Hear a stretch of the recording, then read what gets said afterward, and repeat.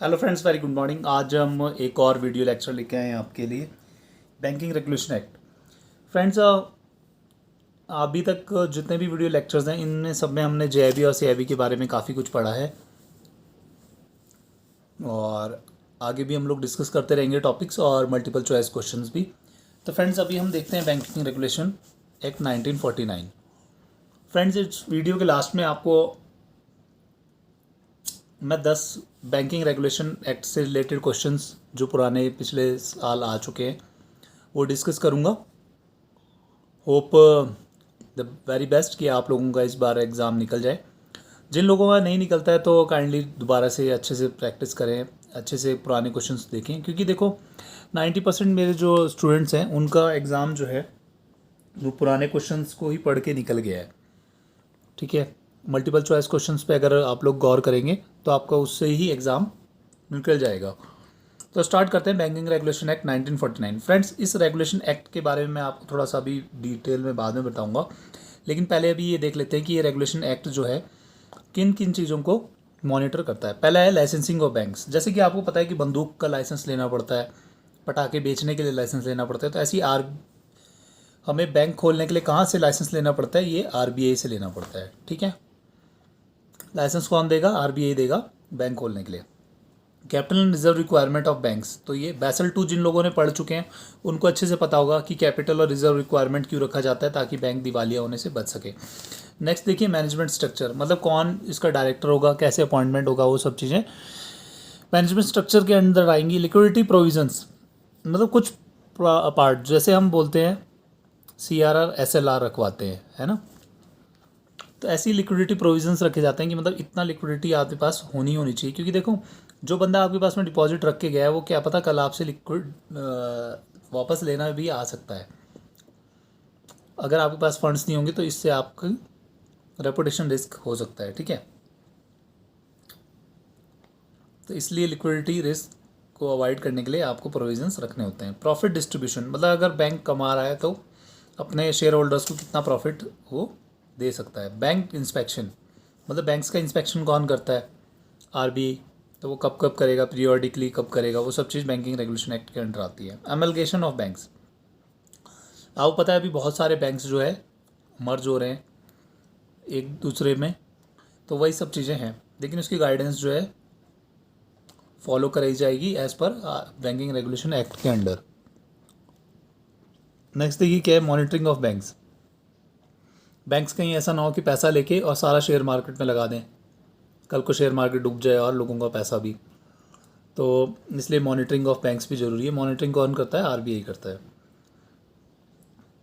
लेकिन under banking regulation act 1949 के। ठीक है फ्रेंड्स, स्क्रीन पे नंबर दिख रहा होगा 8279470702। जो लोग व्हाट्सअप और टेलीग्राम पे नोट्स चाहते हैं तो वो इस पे ज्वाइन कर सकते हैं। तो अब हम पढ़ेंगे बैंकिंग रेगुलेशन एक्ट थोड़ा सा एनलार्ज करके, थोड़ा सा डीपली।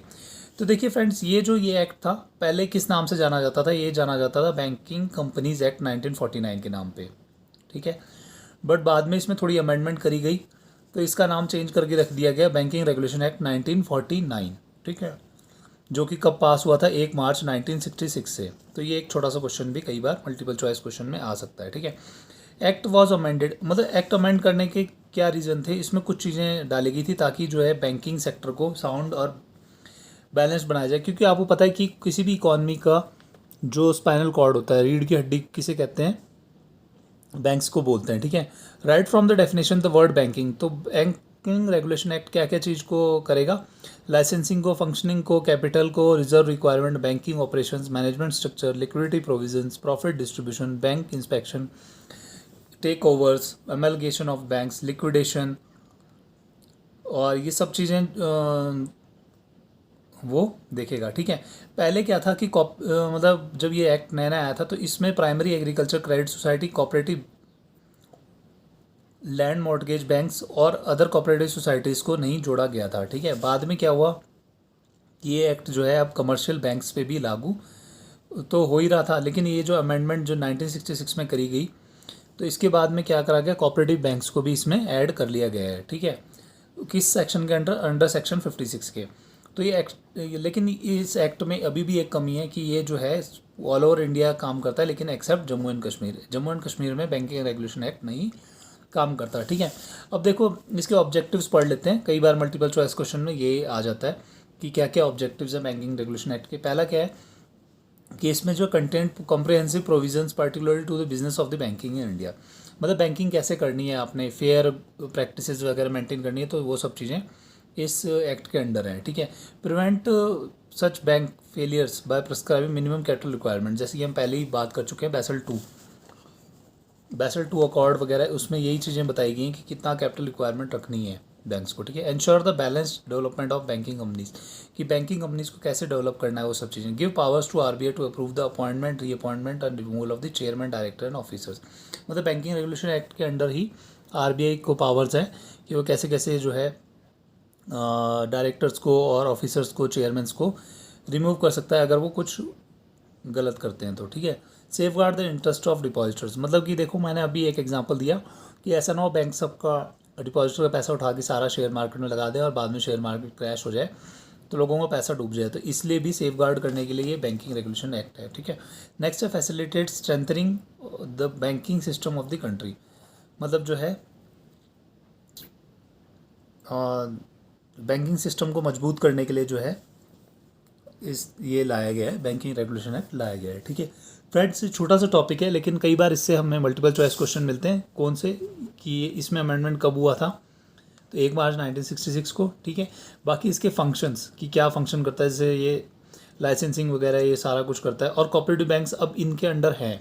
कई बार ये ट्रू फॉल्स में भी आ जाता है ये क्वेश्चन 1 मार्क्स में, तो अब कोऑपरेटिव बैंक्स हैं और ऑल ओवर इंडिया काम करेगा, जम्मू एंड कश्मीर में काम नहीं करेगा। ठीक है, एक क्वेश्चन ये भी आ जाता है। ऑब्जेक्टिव्स क्या हैं इसके बैंकिंग रेगुलेशन एक्ट के, तो ये आप एक बार ज़रूर रिमाइंड कर लेना फ्रेंड्स। ये सारा जितना भी हम लोग पढ़ाते हैं पीडीएफ फॉर्म में हम आपको ग्रुप में ज़रूर डालते हैं, तो काइंडली आप वहाँ पे भी हमसे ज्वाइन कर सकते हैं। Thank you, have a nice day, bye.